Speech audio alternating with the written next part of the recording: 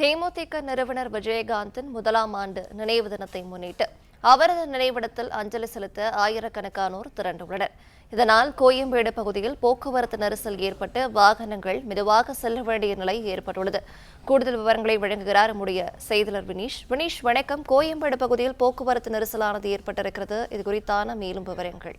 மறைந்த தேமுதிக தலைவர் விஜயகாந்தின் முதலாம் ஆண்டு நினைவு தினத்தையொட்டி சென்னை கோயம்பேட்டில் இருக்கக்கூடிய அவரது நினைவிடத்தில் காலை முதலே ஏராளமான தொண்டர்கள், ரசிகர்கள் மரியாதை செலுத்தி வருகிறார்கள். இதனால் கோயம்பேடு பகுதியில் பெரும் போக்குவரத்து நெரிசல் ஏற்பட்டிருக்கிறது.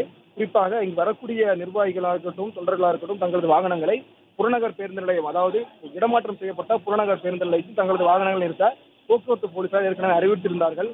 ஆனால் அதனை மீறி கட்சி அலுவலகம் இருக்கக்கூடிய அந்த கோயம்பேட்டில் இருந்து அரும்பாக்கம் செல்லக்கூடிய சாலையாக இருக்கட்டும், கோயம்பேட்டில் இருந்து வடபழனி சொல்லக்கூடிய சாலைகளாக இருக்கட்டும், சாலையின் இருமருங்கிலும் தங்களது வாகனங்களை அந்த கட்சியினுடைய நிர்வாகிகளாக இருக்கட்டும், தொண்டர்களாகவும் நிறுத்தியிருக்கக்கூடிய நிலையில் போக்குவரத்து நெரிசல் ஏற்பட வாய்ப்பு இருப்பதாக கூறி ஆங்காங்கே போக்குவரத்து போலீசார் அதனை சீர் செய்யக்கூடிய பணியில் ஈடுபட்டிருக்கிறார்கள்.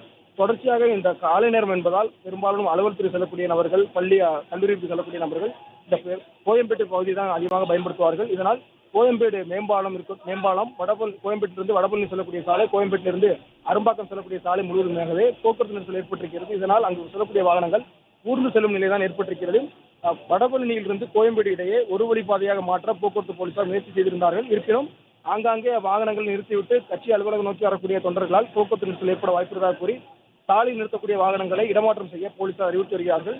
பெரும்பாலும் இன்று மாலை வரை இந்த பகுதியில் போக்குவரத்து நெரிசல் ஏற்பட வாய்ப்பிருப்பதாக கூறி கட்சியினுடைய தலைமைக்கு ஏற்கனவே அறிவுறுத்தியிருந்தார்கள் வாகனங்களை கோயம்பேட்டில் இருக்கக்கூடிய புறநகர் பேருந்து நிலையத்தில் நிறுத்துவதற்காக.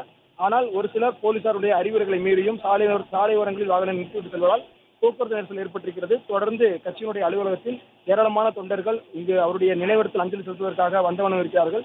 தொடர்ந்து ஒரு மணி நேரத்துக்கு மேலாக கோயம்பேட்டிலிருந்து வடபழனி செல்லக்கூடிய சாலை முழுவதும் போக்குவரத்து நெரிசல் இருந்த போதே காணப்படுகிறது. வாகனங்கள் ஊர்ந்து செல்லக்கூடிய நிலைதான் ஏற்பட்டிருக்கிறது.